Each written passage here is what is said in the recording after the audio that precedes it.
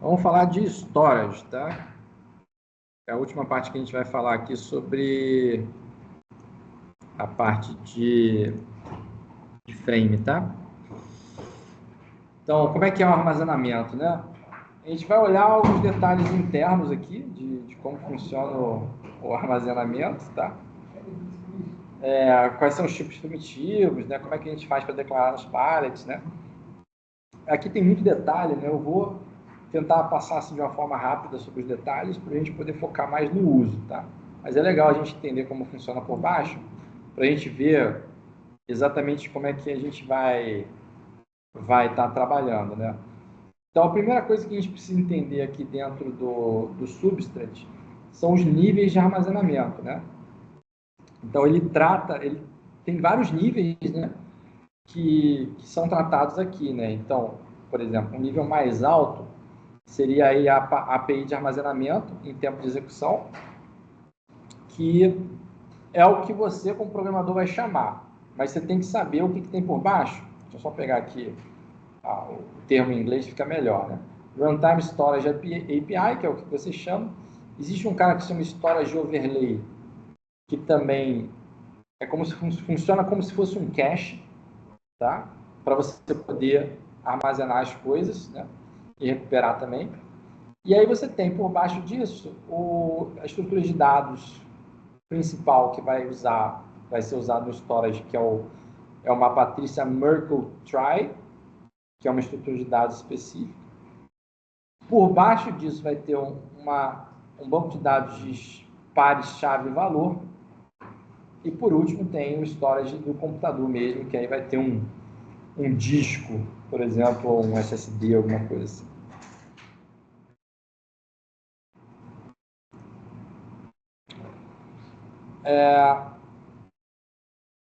Então, aqui a gente vai dar uma olhada, ele tem um exemplo aqui de como é que funciona, só para você entender por que precisa de tanto nível e como é que esses níveis trabalham, né?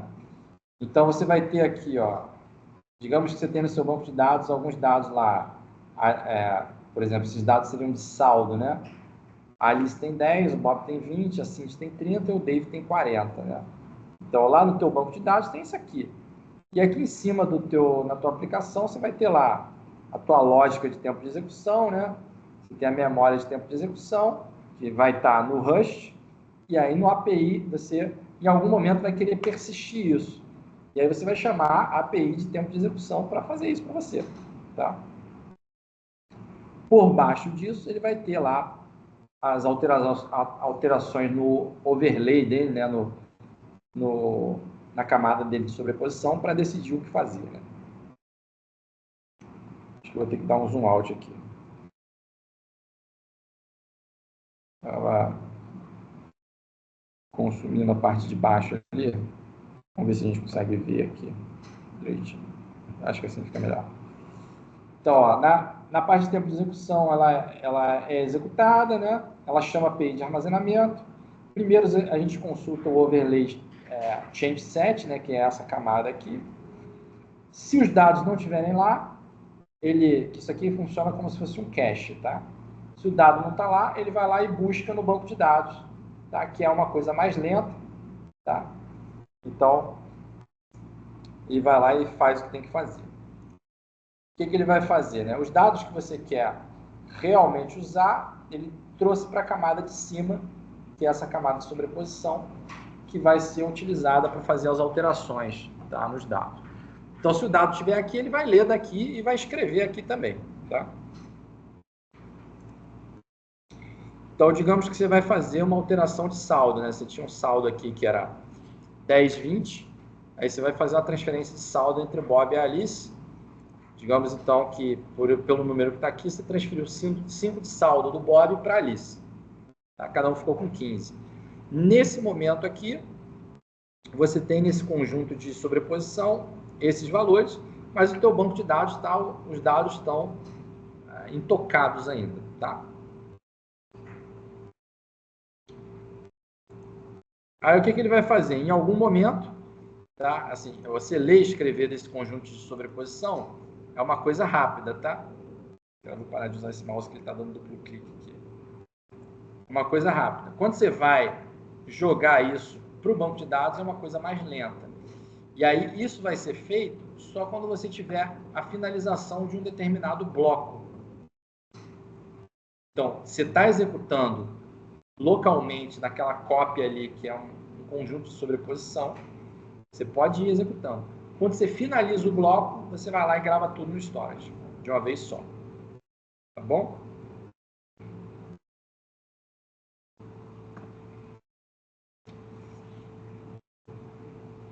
Você lê esse armazenamento também, uma segunda vez é uma coisa mais rápida, mas que não é gratuito, né? Tem um custo computacional envolvido. Escrever o mesmo valor várias vezes, ele também é rápido, mas também não é uma coisa gratuita, né? Ele representa apenas uma única gravação no final, né? É o que você ganha aí com esse overlay, né?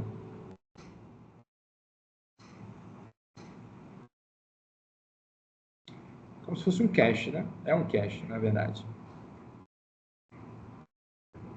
Dá um zoom out aqui mais ainda. Não está dando para ver tudo ali embaixo.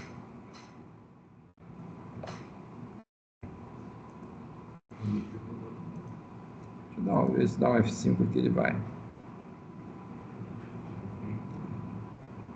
Não está renderizando ali para baixo. Deixa eu ver outro browser aqui.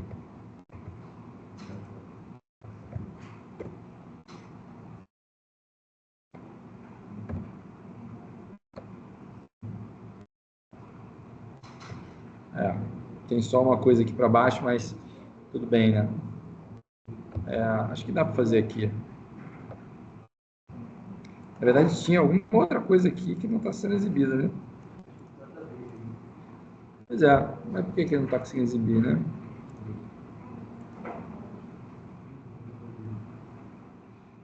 Está fora do layout, né? Deixa eu ver se eu cato o slide aqui. Não é esse aqui, não. É o... Cadê storage? Esse aqui.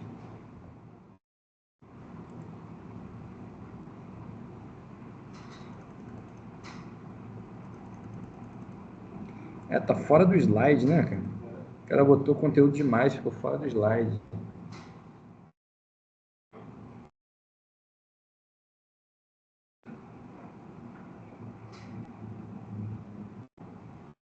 Deixa eu ver qual é o slide específico. Transactional. Additional storage overlay transactional. É isso aqui, ó. Essa parte ali não está sendo exibida, mas é os mesmos dados que a gente já viu. Tá? Não tem nada demais. Aqui também não perde nada isso. Então, eu vou seguir daqui. Vou botar aqui a tradução.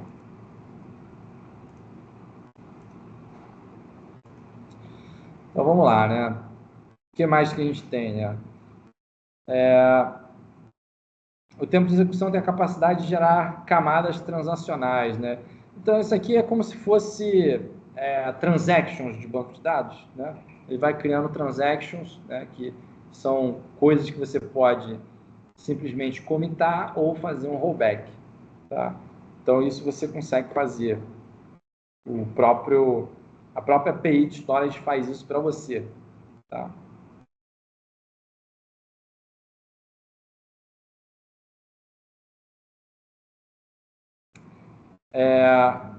Como você tem essa API transacional, né, de você ter esse tipo de transação, você tem um overhead ali de 0,15% para escrever cada chave, né? Então, esse overhead, ele compensa aí pela sua capacidade de fazer rollback das coisas, né? Então, a gente estava vendo a parte de chamadas, né? Quando a gente lança um erro, ele faz rollback das coisas para a gente, incluindo as coisas que a gente colocou no storage, tá? Isso já é feito por padrão, tá? Tem uns detalhes aí sobre essas chaves que esse overhead não é proporcional ao tamanho dos dados que você tem, mas a quantidade de chaves que você tem, né? Então, é mais um detalhe.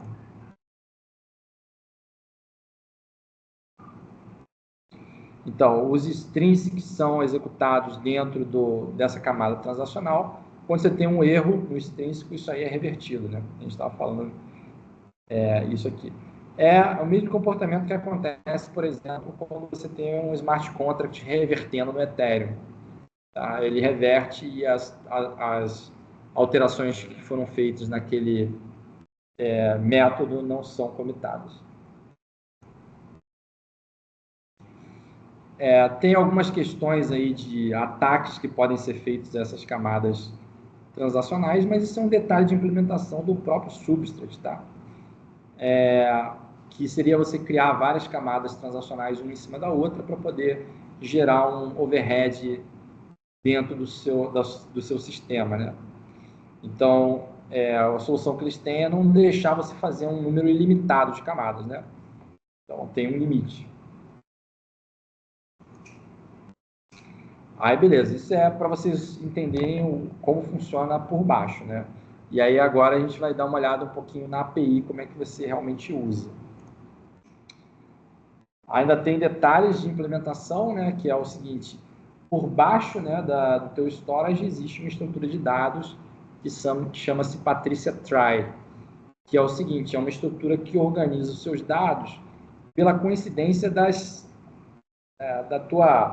teus dados ali de chave, né? Então, por exemplo, você tem uma estrutura de dados aqui que conforme você vai lendo a tua string, você vai caminhando para chegar na chave específica que você quer.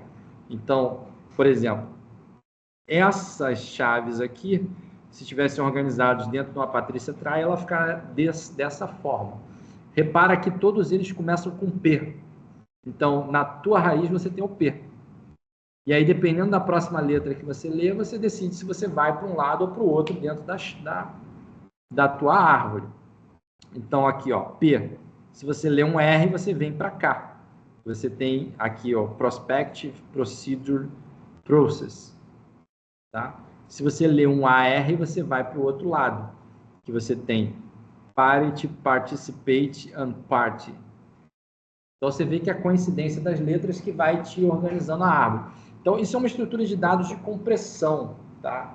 Você está comprimindo seus dados, porque você está guardando menos bytes, porque você guarda os bytes que são coincidentes na mesma chave, e ela também te ajuda a você caminhar numa estrutura que é pequena e você decidir se uma chave está lá ou não, da menor forma possível. Então, por exemplo, se você lê alguma coisa que não é um P, você em O de 1, né, você vai lá e com uma lida você sabe que não está a chave. Por quê? Porque a tua raiz está aqui o P, tá? E aí você sabe que só tem coisa com P aqui. Então, isso aqui é muito bonito para a gente ver, assim, se a gente olha aqui como string, é fácil da gente entender. Mas no final das contas, o que tem lá na implementação interna são bytes. Tá? Então, ele vai te organizar, mas vai te organizar em bytes. Tá? Então, o que tu vai ver na prática é uma coisa desse tipo aqui. Tá? Que é a tua estrutura parcial. Aqui tem teus bytes. Tá? Então, estão lá teus bytes. Então, digamos que teu byte lá começa com A7. Então, a tua estrutura inicial aqui, ó, parcial, tem A7. E aí, aqui tem os links para os filhos. Tá? E aí, cada filho desse vai te dar um registro aqui. Cara, tu não precisa entender completamente isso, mas só para você saber o que tem por baixo. Tá? Como é que são essas chaves de armazenamento? Eles vão organizando isso em hashes de algumas coisas, tá? E vão concatenando esses hashes. Então, a tua estrutura de storage, por exemplo, o pallet name é um dos hashes. Então, tudo que tiver de um pallet vai estar numa subestrutura daquela árvore ali específica.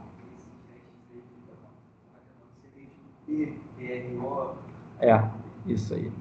Ele vai falar assim, ó, pega o nome do teu pallet, faz um hash que vai te dar um conjunto de bytes que é sempre o mesmo para aquele nome, e aí armazena na Patricia Trie, que é basicamente colocar isso em ordem e estruturar na árvore. Tá? Então, ele começa com palette name, depois bota o storage name e assim vai. Opa. Esse duplo clique aqui tá fogo. Ó. Tá, o nome do pallet aí, vamos, coisas internas que eu acho que eu posso dar uma acelerada aqui para a gente poder ver a API mesmo, tá? O nome do pallet vem do construct runtime, né? Então a gente tem aquele pallet template lá, tá? Aqui que vem, né? Cuidado aqui, né? Porque se você alterar o nome do teu pallet, você vai alterar todas as tuas chaves de armazenamento. Então, se você estiver fazendo um upgrade lá do substrate, né? Mudando alguma coisa na tua versão, por favor, não altere nem o nome do pallet, nem a ordem com que ele é colocado no Construct Runtime, senão tu vai perder tudo que você tinha. Tá? Porque um altera a estrutura de storage e tive uma outra coisa aqui que altera também, que é os índices das calls. Né? Então, você pode alterar algumas coisas, mas isso você não pode alterar. Tá? E aí tem as primitivas de armazenamento, a gente tem alguns itens que a gente pode usar, né? Que é storage value, storage map, counted storage map, storage double map, storage nmap. Estão reparando o seguinte, isso aqui são estruturas de dados para vocês poderem usar dentro do storage. Tá? Se você quer fazer um storage que é só um valor, você usa o storage value. Se eu quero fazer um mapa, né, de chave-valor, storage map. E assim vai, e aqui são variações do storage map. Né? Tá, então vamos.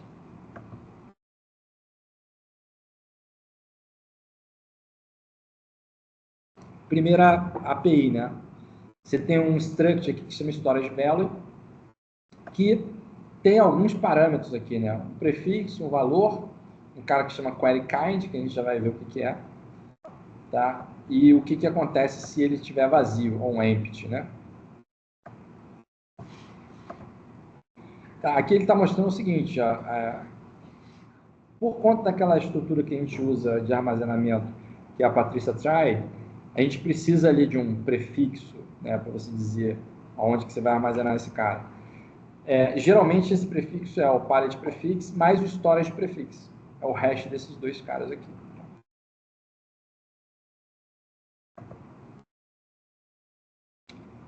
Aqui tem um exemplo, né, da declaração do storage value. Então, por exemplo, você declara um cara lá que está marcado aqui como pallet storage. Tá? Você precisa fazer essa marcação de struct para você dizer que esse cara é um item de storage. Tá? Dá um nome para ele, tá? E ele é um storage value. Aqui você colocou um underscore para você dizer, ó, eu não vou dizer como é que eu defino o prefixo, tá? Deixa o valor padrão lá. E aqui está o tipo que ele vai armazenar, que é um int de 32. Tá? Aí, digamos, como é que a gente usa esse storage, né? Aqui tem um teste automatizado para mostrar como é que é o uso do storage. Então, ele tem o seguinte, ó, se você pegar o primeiro item, você pega o item aqui e dá um get nele, o valor default dele tem que vir none. Tá? Então, tem um assert equal que ele vai dar none. Você vai lá dar um put de um determinado valor, que aqui é um 10, representado como um int de 32. Quando você der um get, ele tem que retornar um cara que é um sum desse valor específico. Então, essa aqui é a forma mais simples de você usar um item de storage dentro de um pallet no substrate, tá? É você armazenar um valor. Esse cara aqui, ele é persistente, tá? Então, por exemplo, se você tiver lá um extrinsic, né, um call que altera ele, um determinado bloco, depois de você fazer essa alteração, você pode fazer chamadas a esse cara num próximo bloco que ele vai estar com o valor que foi persistido, tá? Por isso que é storage, isso não é uma variável em memória, isso é uma variável que é armazenada em disco, tá?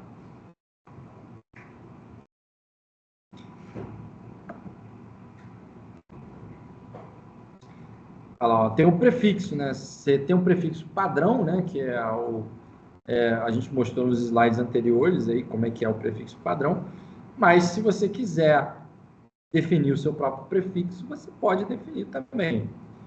Tá? Então, o que é recomendado ali para você fazer a definição desse prefixo é você usar o hash de alguma coisa, né? Tá? Então, assim, talvez você tenha necessidade de fazer isso em alguma coisa muito específica, mas na prática você deixa lá ele definir o prefixo do jeito dele, tá?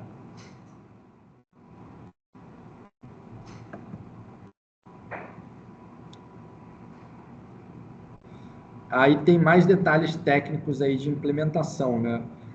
Qual que é a chave que é armazenada ao teu item de storage, né? Porque lá dentro ele vai armazenar numa chave específica, né?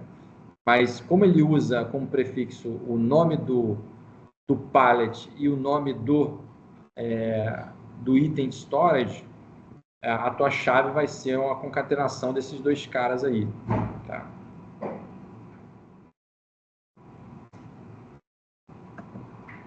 Você consegue acessar ele através desse item aqui, ó, chama hashed key. Pega o item de storage, pega lá o hashed key que você vai ver ele, né? Se você pegar o hash padrão que ele usa, que é esse 2x 128, e fizer o hash, você consegue conferir que vai ser a concatenação desses dois caras, né? O nome do pallet e o nome do item.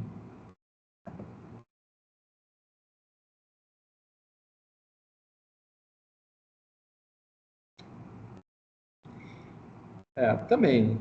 Tá falando ainda do prefixo, tá? E coisas aí que são específicas, né? Se você quiser, você pode mudar, né, o teu prefixo do pallet, né? Fazendo algumas implementações aqui específicas, mas via de regra isso não é necessário. Isso aqui é implementação interna, só para vocês verem como é que funciona. Então tá, né? Em relação ao armazenamento, né? Ele te retorna um cara que é um option, né? Então ele tem que te retornar uma coisa que ou é um none ou sum de algum valor. Tá? Isso é o comportamento padrão dele. Mas você consegue fazer alterações nesse comportamento, se você não quiser que seja retornado um option, tá? Então, por exemplo, esse aqui é o comportamento padrão. Você declara o storage value, diz para ele, cara, usa o prefixo padrão mesmo, coloca um valor de storage aí que é um int de 32, tá?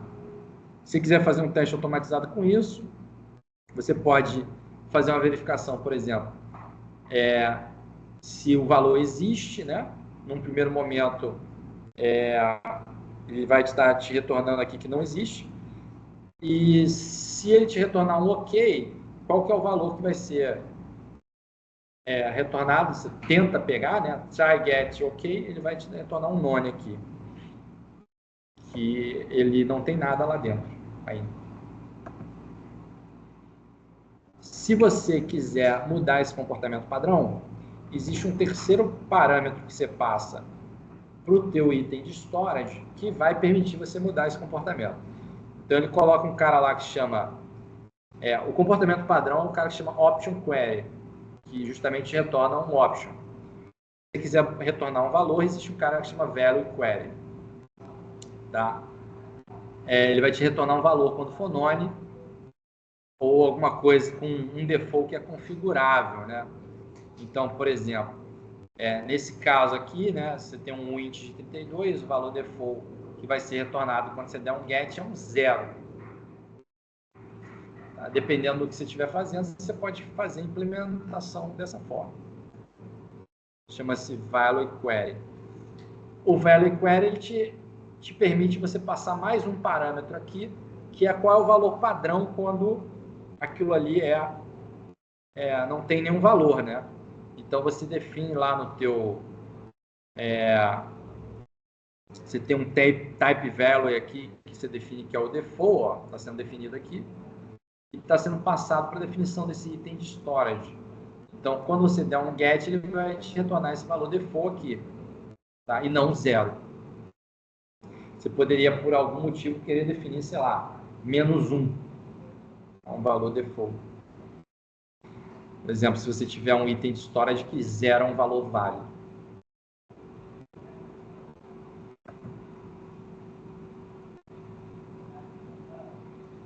Então, você não tem mágica, você tem algumas funcionalidades extras, né? Não sei por que ele não traduziu esse slide aqui, mas tudo bem. Isso aqui é só Rust, né? Então, se você quiser também, você pode fazer dessa forma, né? Você pode chegar lá e botar unwrap or e ter o valor default definido aqui.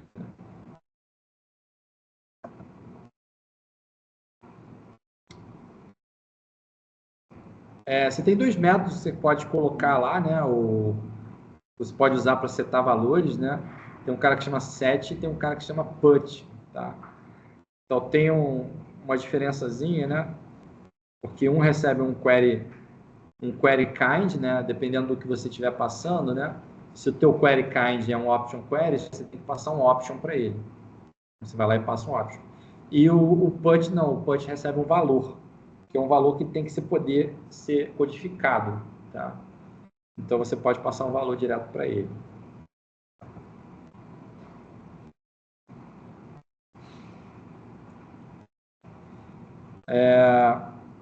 Cara, você já tem um método que recebe um option, né? Então você não, esse aqui tem que passar, tem que botar em inglês, senão não vai fazer sentido. Quando você estiver usando um put, você não coloca um option no put, tá? Porque o option espera um valor. Se você já tem um outro método para fazer isso, você usa o outro método, tá? Então, no put você coloca um valor mesmo, você não coloca um option, tá? Isso aqui é uma recomendação deles.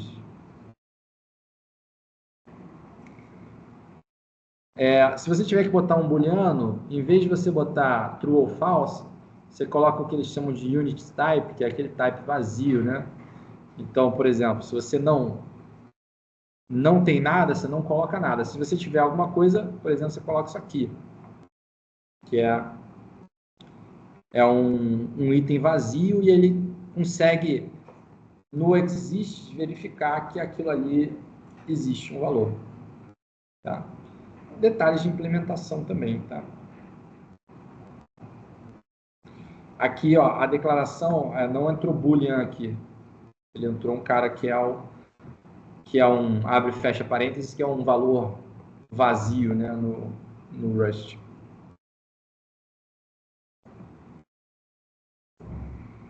Você pode limpar o seu item de storage com um cara que chama kill, tá? Ou take. Tá? Esse cara aqui, deixa eu ver qual que é o exemplo.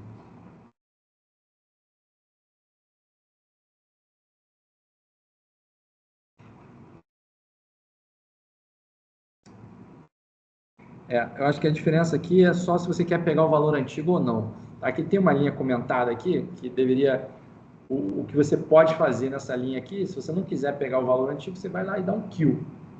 Você vai lá e mata aquele item de storage. É como se fosse um delete. Se você quiser pegar o item antigo, você pega um take e aí você vai matar esse cara também, mas você tem o valor do item antigo.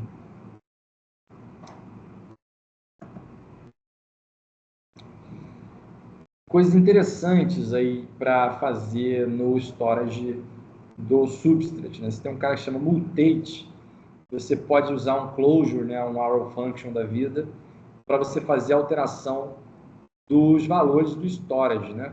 Então, por exemplo, você tem um cara aqui que é um item de storage, você tem um valor lá nele, e você passa aqui nesse mutate uma função que vai fazer a alteração desse valor. Tá? Ou seja, ele vai pegar o valor x aqui, que é 42, o que ele vai fazer aqui? Ó? Ele vai verificar se aqui um módulo 2, se for igual a 0, vai dividir esse cara por 2, então vai dar 21. E aí essas atribuições aqui já fazem a modificação do valor do storage. Então, no final das contas, esse cara aqui vai valer 21.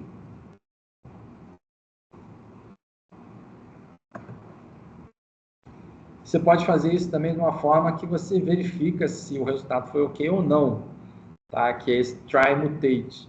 Então, ele aqui tem o mesmo exemplo, só que é um try mutate, que ele pode dar um resultado ok ou dar um erro. Tá? Se ele der ok, ele vai fazer a alteração do dado, senão ele vai simplesmente ignorar. Tá? Ele não vai fazer nada. Aqui nada está sendo escrito, ó. Ele tenta fazer esse mutate. Se ele for módulo 2, ele dá um OK, tá? Mas não faz nenhuma alteração, tá? Então, vai dar a mesma coisa.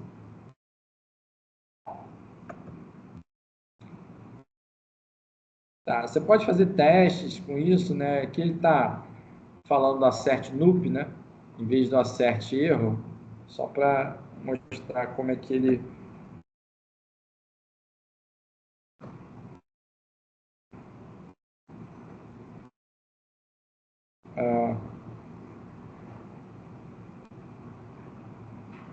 como é que ele faz esses testes, né?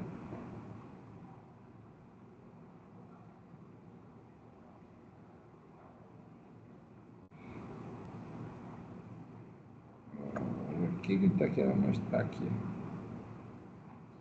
Ele está mostrando a implementação do assert nup, né? Como é que é feito de dentro do storage, tá? Isso é coisa muito específica.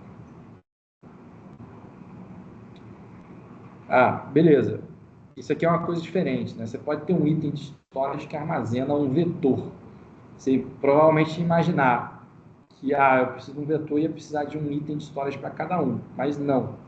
Você pode simplesmente usar ali um vetor como item de storage, tá?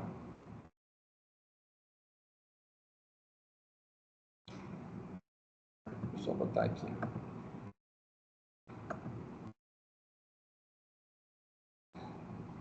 Então, aqui tem um exemplo, né? Tem um teste unitário, a definição aqui do storage. Você coloca um vetor aqui de 8 itens, um vetor aqui que vai armazenar o int de 8 bytes, né? Esse cara é um value query. Então, você, por exemplo, inicialmente ele está vazio, você dá um decode lane, ele te retorna known. Você vai lá, coloca alguma coisa dentro desse storage, está botando um put aqui, um vetor com um cara que é 0, tá? E agora você tem um elemento, tá? Você está verificando aqui, ó, decode lane, que é o tamanho, né, do vetor, é 1, né? Então o cara é sum de 1.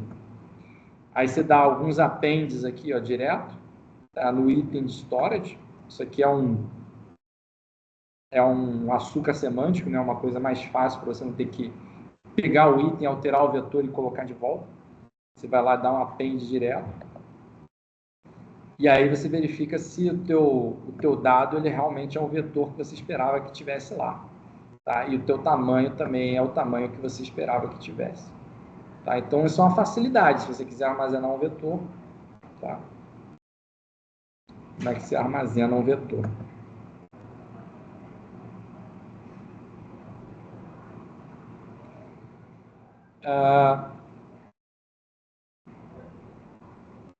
Bem, teoricamente, o teu armazenamento ele não é ilimitado, né? Você tem a memória ali do computador, né? O tamanho do teu disco como limite, né? Tá?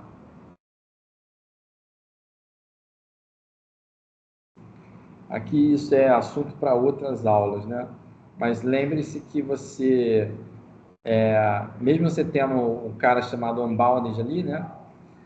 Que ele vai teoricamente dar um armazenamento ilimitado, você tem um limite físico para as coisas, né?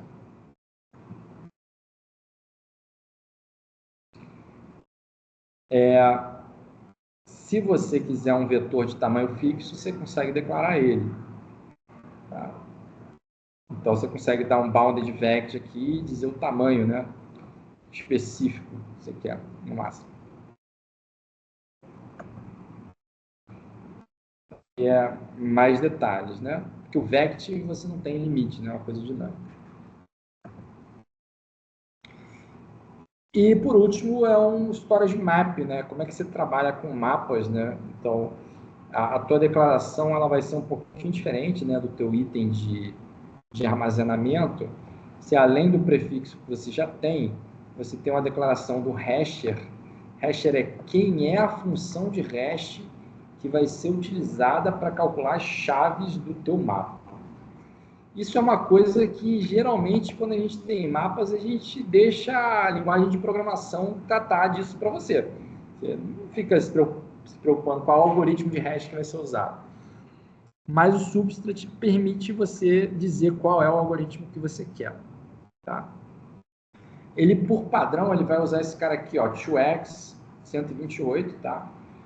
E a tua chave do teu mapa, ela vai ser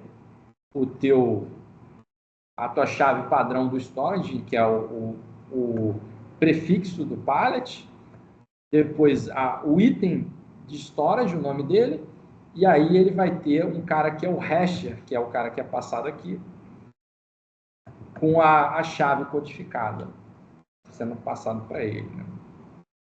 Então, mais um detalhe. O restante é o mesmo, tá? O que assusta aqui é o tamanho e a quantidade de parâmetros que você tem para criar um mapa. Geralmente você tem 2 parâmetros para criar um mapa, mas aqui você tem uma porrada de parâmetros, porque ele está deixando você configurar um monte de coisa. Na prática, né, como é que fica aí a declaração de um mapa, né, no storage? Esse underscore aqui é para dizer que ó, não altera nada na parte do prefixo. Você podia usar um underscore aqui também, tá? Se você quiser deixar o default dele. Mas aqui ele está dizendo aqui, ó, usa esse cara, esse hasher aqui, que é o Blake 2 128. E a minha chave vai ser um int de 32 e os meus valores vão ser um int de 32 também. Tá? E aí você vai lá e vai poder fazer coisas desse tipo, ó. Que ele pega o item de storage e dá um insert nele e diz a chave e o valor. Tá? Quando você quiser pegar um cara, você vai lá e dá um get, aí diz qual é a chave e ele tem que te retornar o valor. Tá? Nada complexo. Se você pegar um cara que não existe, ele tem que te retornar anônimo. Tá? O que você pode passar lá como hasher, né? Tem um monte de funções hashes que já vem prontas lá. Tá? Então tem lá o Blake 2 de 128, 256 e assim vai. Tá?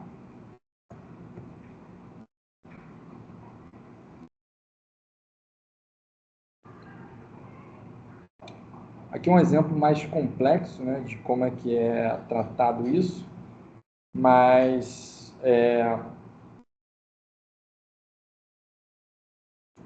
eu acho que nesse exemplo aqui ele está percorrendo isso.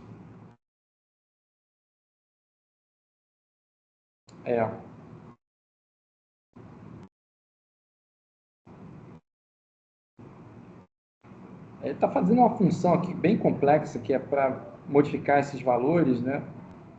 E quando você faz o transfer de um para o outro, ele vai executar essa função aqui, que é tentar modificar esses saldos, né, e fazer as alterações dos balances, né? Transferir de um para o outro. Então, aqui, no final das contas, ele está verificando se você tem, tentando fazer a transferência e vendo se você tem ou não o saldo, né? E por baixo disso, você usa um item de storage lá, que é o teu... esse item 10 está definido aqui em cima, que é basicamente um mapa que vai de account ID para balance. Tá? Então, esse aqui é um exemplo de implementação dentro do pallet aqui, de você fazer, na verdade, dentro de um teste, né, ele está fazendo uma implementação de como é que você faz uma transferência e mostrando que funciona, como funciona a transferência.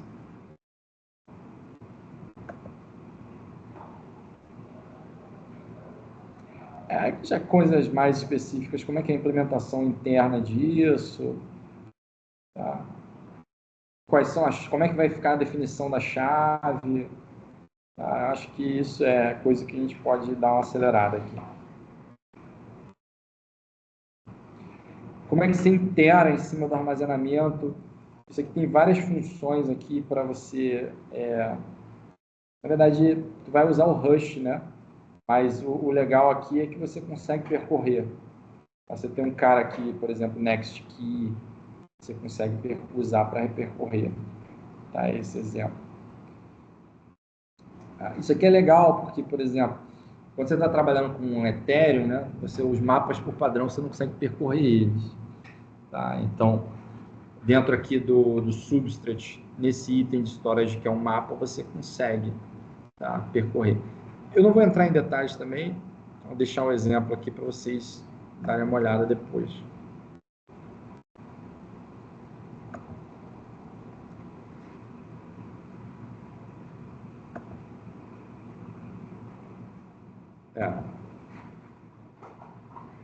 E aí tem mais coisas e eu acho que eu vou parar por aqui, tá? Então, vou parar por aqui e vou deixar os detalhes desses últimos itens aqui para vocês, tá? Vocês podem dar uma olhada, mas o básico, né, para a gente poder utilizar a parte de storage, vocês já deram uma olhada, tá? Que é como é que eu uso um vetor, um mapa ou um item, tá? Tudo bem? Dúvidas, perguntas? Tranquilo? Vocês vão ver se está tranquilo ou não quando vocês forem tentar fazer a implementação, né?